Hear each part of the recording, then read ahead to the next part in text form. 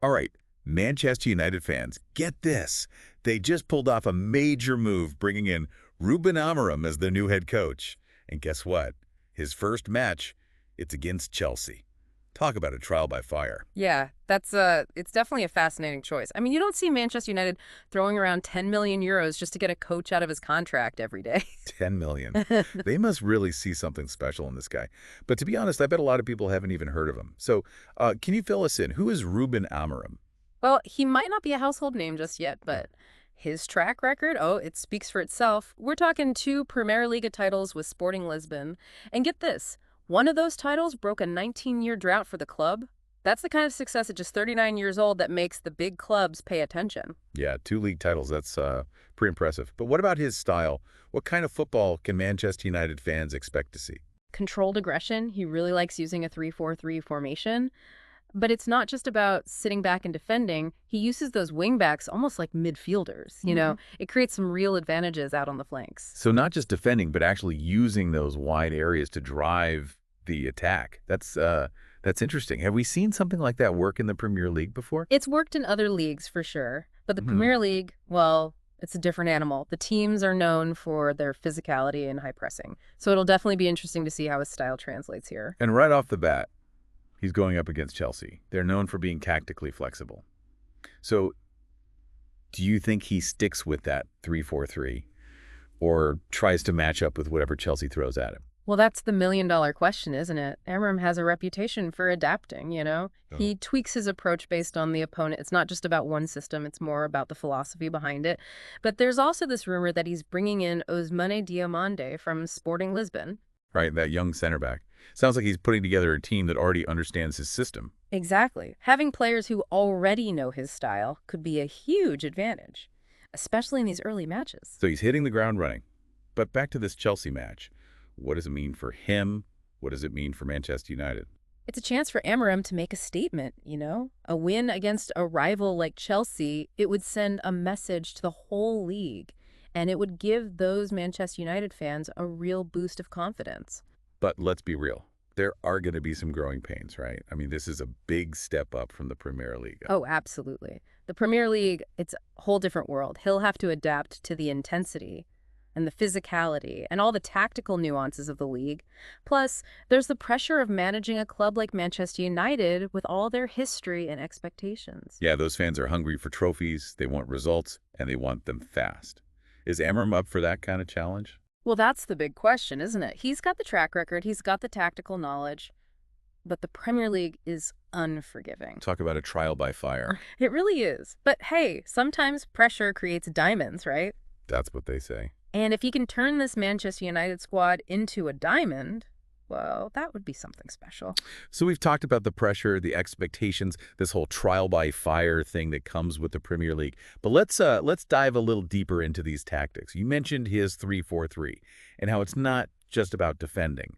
What makes it so unique? And could it actually give him an edge in the Premier League? Well, one thing that's interesting is that the Premier League has actually become pretty predictable tactically. A lot of teams are using similar formations, similar patterns of play. Amorim's 3-4-3 with those aggressive wingbacks, it could really disrupt things. So you're saying it could be a bit of a surprise tactic, something Yeah. that Premier League teams aren't really used to dealing with. Exactly. Think about it. Most teams in the Premier League, they're set up to defend against attacks coming from those wings. But with Amorim, those wingbacks are almost like extra midfielders. It creates these overloads, really pulls defenses apart. So it's like having an extra man in attack, but without sacrificing that defensive solidity at the back. Yeah, I can see how that would be tough to handle. And remember, he's not afraid to mix things up depending on who he's playing. Against a team like Manchester City or Liverpool, he might take a more defensive approach. But then, against a team that sits back, he could unleash the full attacking force of his 3-4-3. Okay, so it's adaptable, it's dynamic, and it has the potential to really shake things up in the Premier League. But we can't talk about tactics without talking about the players. Does Manchester United even have the right players to make this work? Well, that's the key question, isn't it? I mean, on paper, they've got the talent, but do they have players who fit into Amorim's specific style, players who can handle what he demands from his system, both defensively and offensively?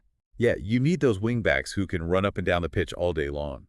Midfielders who can create and defend. Yeah. Forwards who can make those runs in behind the defense. And that's what makes all these transfer rumors so interesting. If he brings in someone like Diomande, who already knows his system, well, that could be a real statement. Like, he's not messing around. Well, He's building a team that fits his vision. exactly. And don't forget, this guy has a real reputation for developing young players. Think about what he could do with guys like Rashford, Sancho, Garnacho. That's what's really exciting. He could be the manager who unlocks their full potential. But the Premier League, well, it's a marathon, not a sprint. Even with the right tactics and the right players, there are going to be bumps in the road. What kind of challenges do you think he might face? Well, the biggest challenge, I think it's time.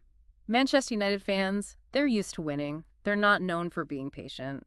He needs to be given the space to implement his ideas, to build a team that plays his way. It's not going to happen overnight. There's going to be a period of adjustment for him and for the players. And there's also the whole challenge of managing those big personalities. Manchester United is a club full of them. He'll need to manage those relationships carefully, get everyone on the same page. It's a lot to ask of a manager, especially one who's young and coming from a different league. But if he can handle those challenges, the potential is there. This could be the start of something special, a new era for Manchester United, built on tactical innovation, youth development, and a manager who isn't afraid to take risks. It's a story that's just getting started, and we'll definitely be watching closely to see how it all unfolds.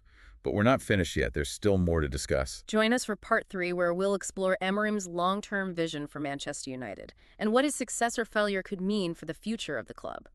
Okay, so we've covered a lot. Amorim's background, his tactics, the challenges, the potential. But let's step back for a second. What does his arrival actually mean for the future of Manchester United? It's a big shift, I think. For years, they've been chasing those past glories, bringing in big-name managers, hoping for a quick fix. But with Amorim, it feels different. It's not about the name. It's about a vision. So they're looking to build something that lasts, not just a quick fix. Exactly. And that's where his track record with young players comes in. Manchester United has always had that tradition of developing talent. Right. But it's felt a bit lost lately. Amorim could be the one to bring it back. Can you imagine a Manchester United built around Rashford, Sancho, Garnacho, all playing this fast, exciting, attacking style? That's a team that could get the fans going again. And not just the fans, as a team that could challenge for trophies again. But it's not going to happen overnight. No, this is a project.